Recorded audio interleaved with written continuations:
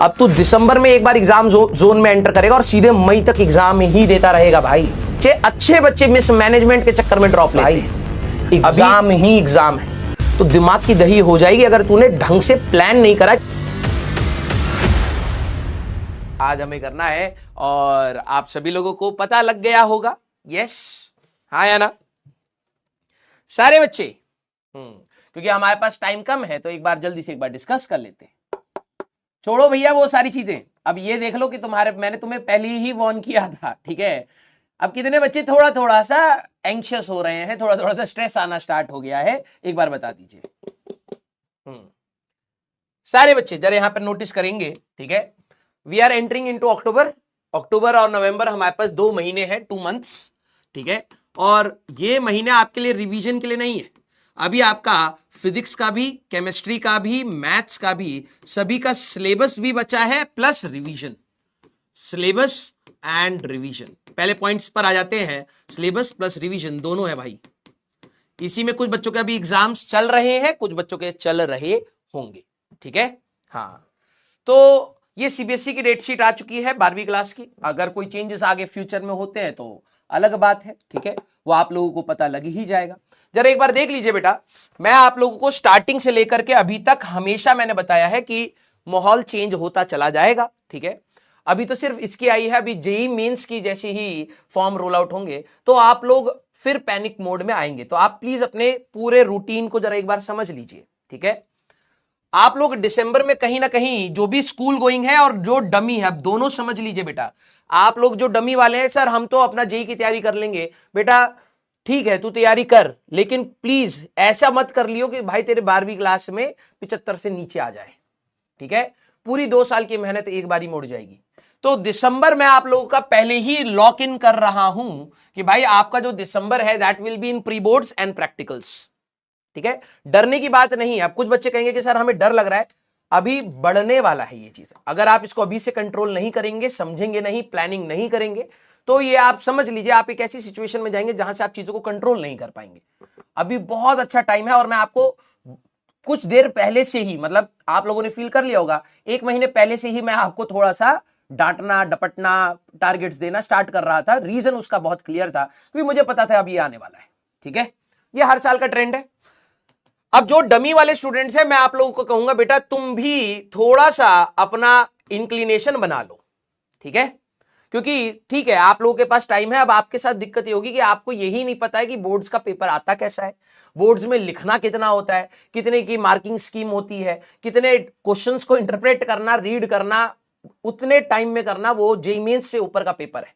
JEE mains में तो आपके स्टेप्स नहीं देखे जा रहे, वो सीधे आपके मार्क्स देखेंगे कि भैया आपने अगर ऑप्शन सही कर दिया तो सही कर दिया, अदरवाइज कोई दिक्कत वाली बात नहीं है, नेगेटिव हो गया, राइट। यहां पर आपके स्टेप्स जब तक नहीं होंगे तब तक आपको मार्क्स ही नहीं मिलने वाले। क्लियर?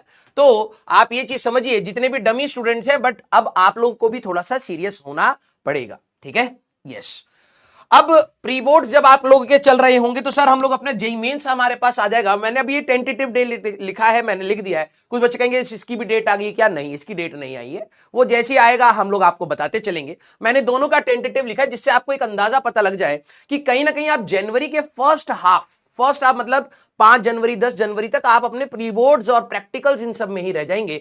आपको अप्रोक्सीमेटली इसके लिए कितना दिन मिलेंगे? आपको 15 days, max to max 15 days आपको मिलेंगे फॉर टेस्ट एंड रिविजन्स। आपको अब कई बच्चों ने तो स्टार्टिंग से टेस्ट भी नहीं दिए हैं, तो अब आपको टेस्ट भी देने पड़ेंगे प्लस रिवीजन। फिर टेस्ट में मार्क्स नहीं आएंगे, सर मुझे डिप्रेशन हो रहा है, तो अब स्टार्टिंग से जो चीज पाली हुई है ना बेटा, वो अब दिक्कत दे जाएगी। Yes, right. तो आपको कहीं ना कहीं सिर्फ 15 दिन मिलने वाले हैं। ये गैप आपको मिलेगा, बस 15 दिन का गैप मिलेगा आपको जेईई मेंस से पहले। फिर आपके अगर आप देखें तो आपको अप्रोक्सीमेटली मैं आपको यहां पर फिर से 15 डेज का आपको यहां पर फिर से गैप मिलेगा। फिर आपको अपनी स्ट्रेटेजीज चेंज करनी है।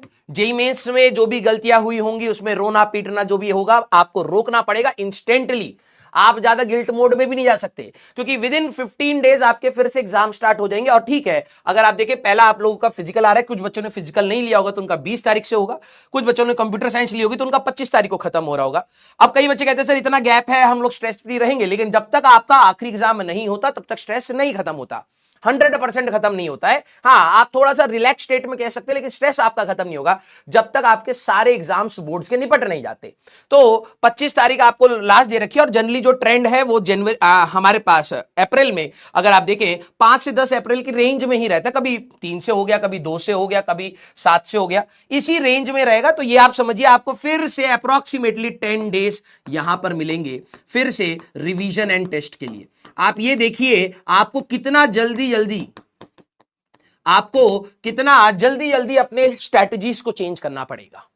यस, हाँ, जिन लोगों का हिंदी है, जिन लोगों का एक्स्ट्रा और सब्जेक्ट्स हैं, आप प्लीज अपना देख लीजिए। अगर नॉर्मली बच्चे ये लेते हैं, पीसीएम इंग्लिश रहता है, हमारे पास फिजिकल या कंप्यूटर साइंस ये रहता है, जिनका हिंदी है और वो है, प्लीज आप लोग उसको भी चेक कर लीजिएगा, ठीक है। हाँ, अब ओवरऑल मैं ये नहीं कह रहा हूं कि ये डेट शीट है। डेट शीट तो आपको मैं टेलीग्राम पर भी दे दूंगा, नहीं तो आप सीबीएसई की वेबसाइट पर जाकर के cbse.nic.in पर आप लोग जाकर के अपनी वेबसाइट उससे डाउनलोड कर लीजिएगा। एक 10th की मार्कशीट होगी, मतलब डेट शीट होगी, और एक 12th की होगी। 12th वाले में आप देख लीजिएगा आपके कौन कौन से कोड्स थे, उनका कौन कौन से एग्जाम हो रहा है, प्लीज उसको लिख लीजिएगा। प्लानिंग आप लोगों को यहीं से करनी पड़ेगी, ठीक है। मैं आप लोग के यहां पर, भाई ये पोल स्टार्ट नहीं किया था क्या तूने? कंटिन्यू कर दूं? यहां पे नोट 3 सिलेक्ट भाई, वो चला दियो यार, एसी थोड़ा ठंडा कर दे। अर्जुना, ये कौन सा है हमारे पास? लक्ष्य जेई नीचे होगा,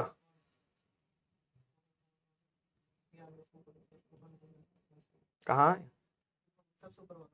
अच्छा ये रहा, ठीक है। एक बार एसी थोड़ा सा वो कर दे, ये वाला होगा ना। Continue continue. सारे बच्चे जरा यहां पर ध्यान से देखना, मैं इससे ज्यादा और नहीं बोलूंगा, ये धीरे धीरे हम लोग डिस्कस करेंगे ही करेंगे, ठीक है।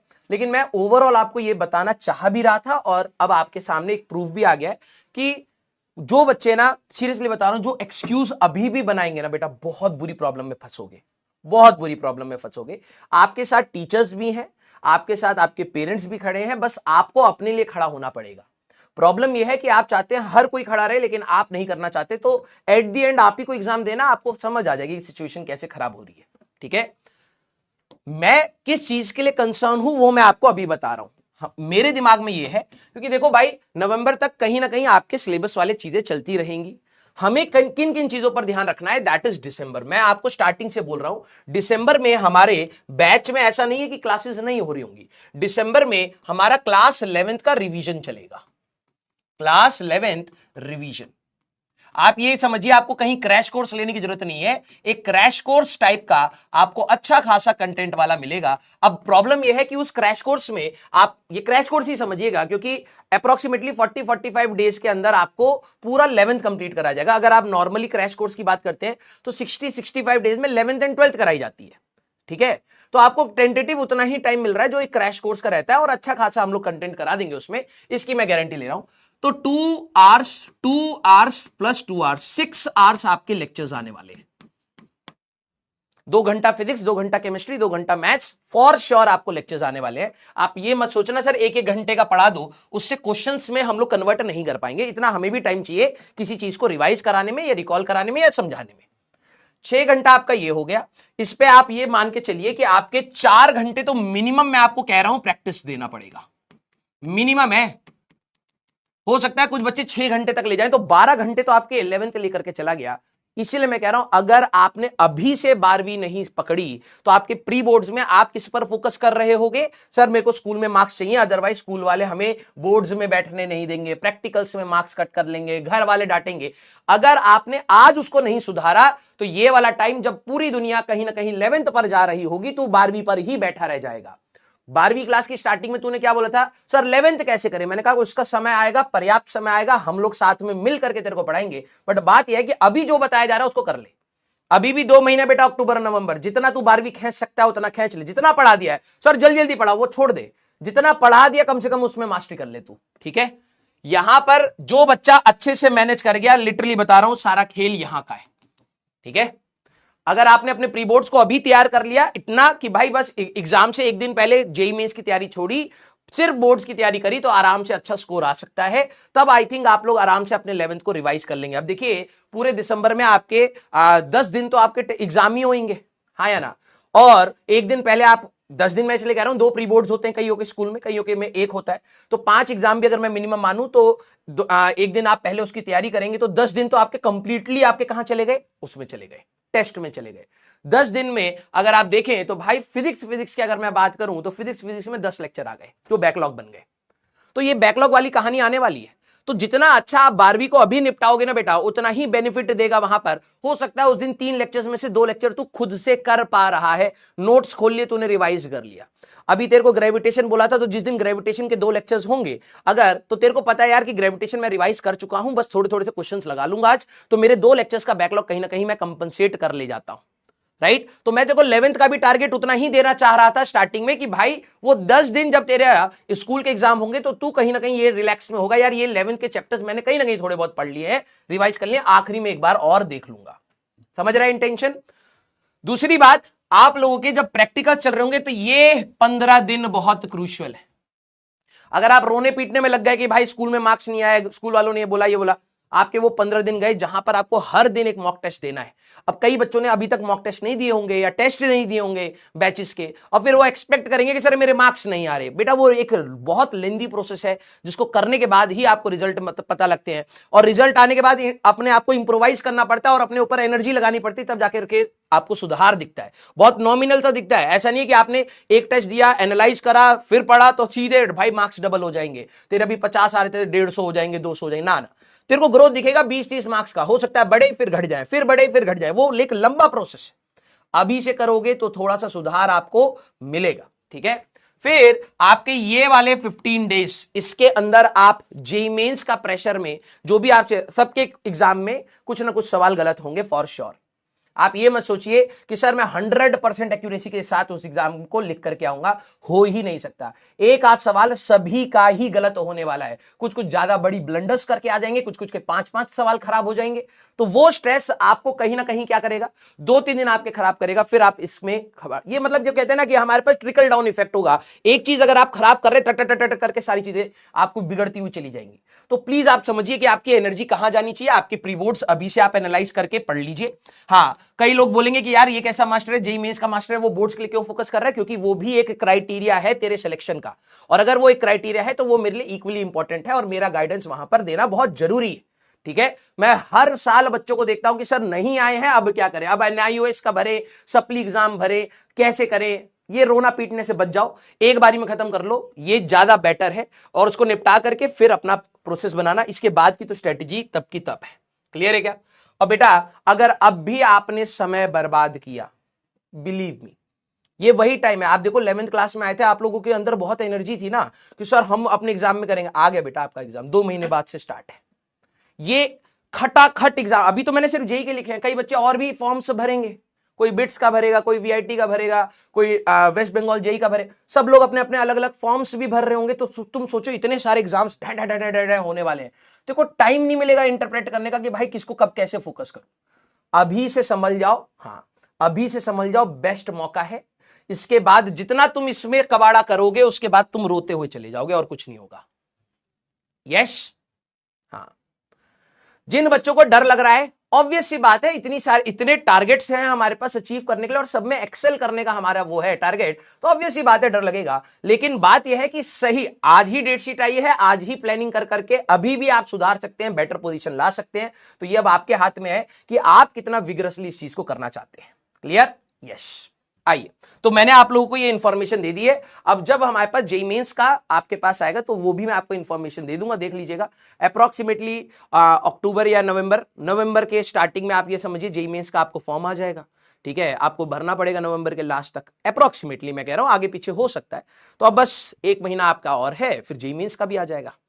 क्लियर।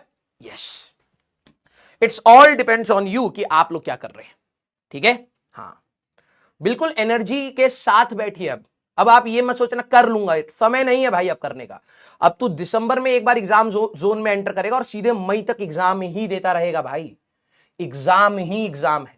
तो दिमाग की दही हो जाएगी अगर तूने ढंग से प्लान नहीं करा कि भाई इसको इस समय तक करना है, इसको इस समय तक करना है, ठीक है। अदरवाइज बहुत सारे बच्चे, अच्छे बच्चे मिसमैनेजमेंट के चक्कर में ड्रॉप लेते हैं। अभी बहुत आराम से आप लोग कर सकते हैं। क्लियर। यस, हाँ।